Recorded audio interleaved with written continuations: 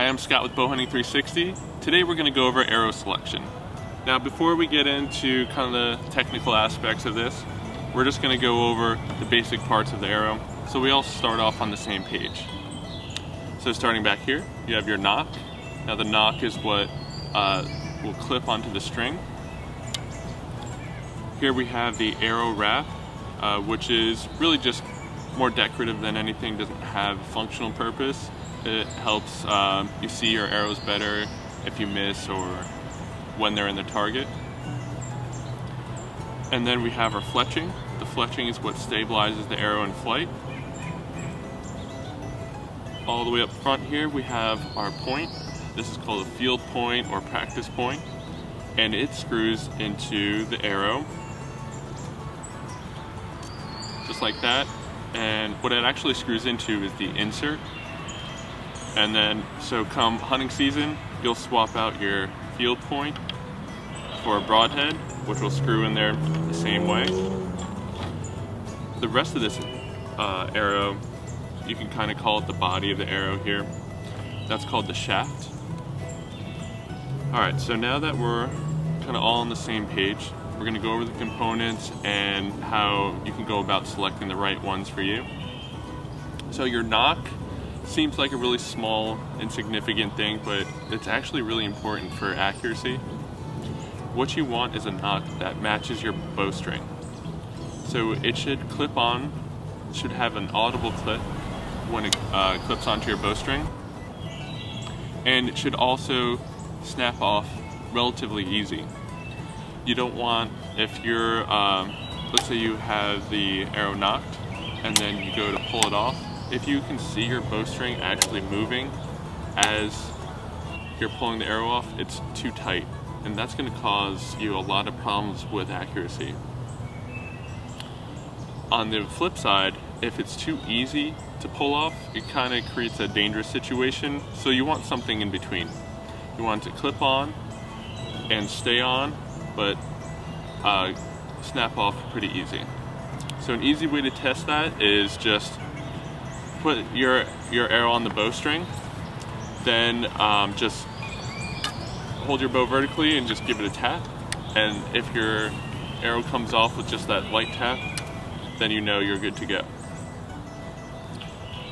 Now you can go with any color scheme you want for the rear of your arrow.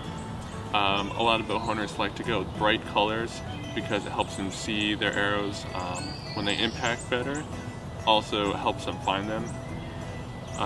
Then your fletching is probably going to be one of the biggest considerations to make, and what fletching you go with largely depends on the type of hunting that you do. So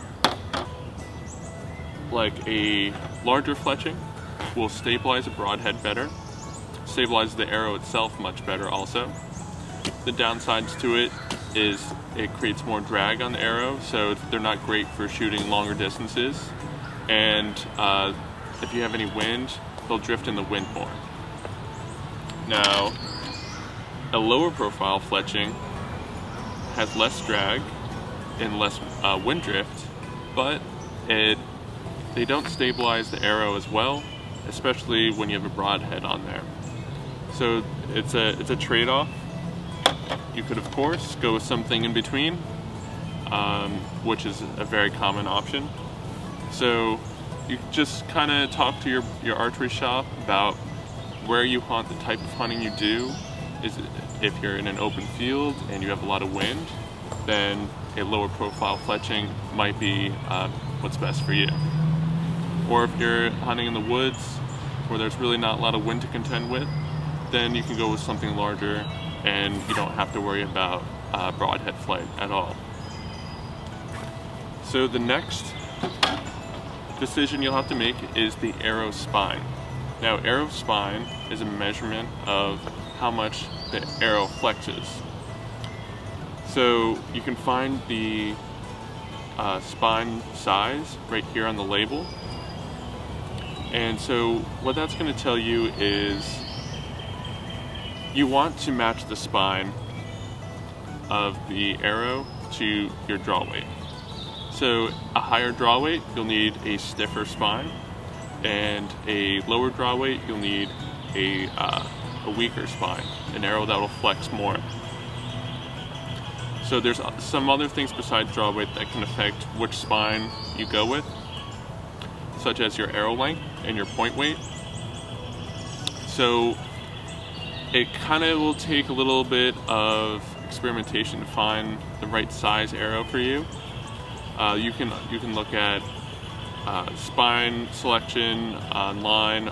There's a lot of arrow selection software out there, which will give you pretty good rough estimates about where you should start. But the best thing to do is when you're at the archery shop, ask them if they have a variety of spines that you can try out through your bow and see what flies the best. That's by far the best thing to do.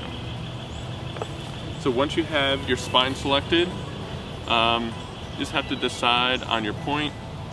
So as far as point weight goes and overall arrow weight goes, a heavier arrow will penetrate better, which is always what we're looking for in bow hunting. We want an arrow to pass completely through an animal.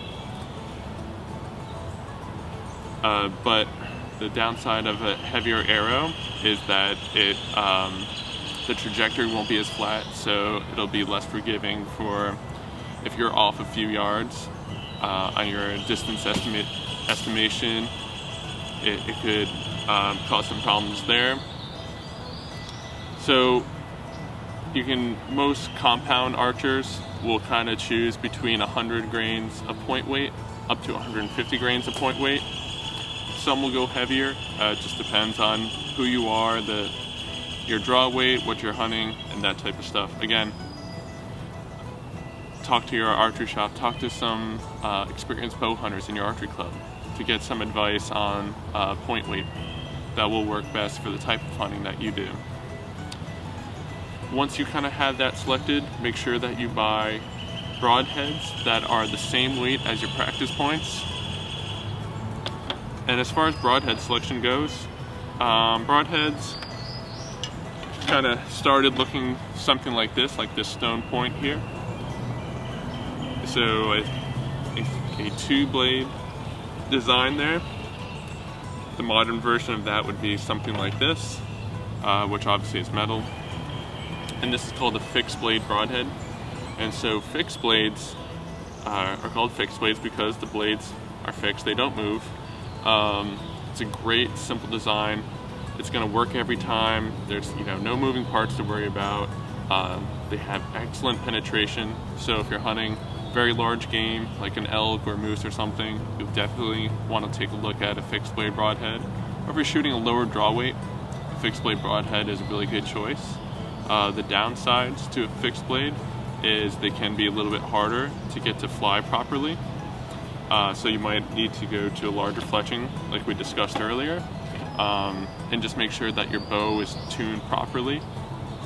And of course, as always, before the season, well before the season, select your broadheads and shoot them into a foam target that's compatible with broadheads to confirm that they're flying right.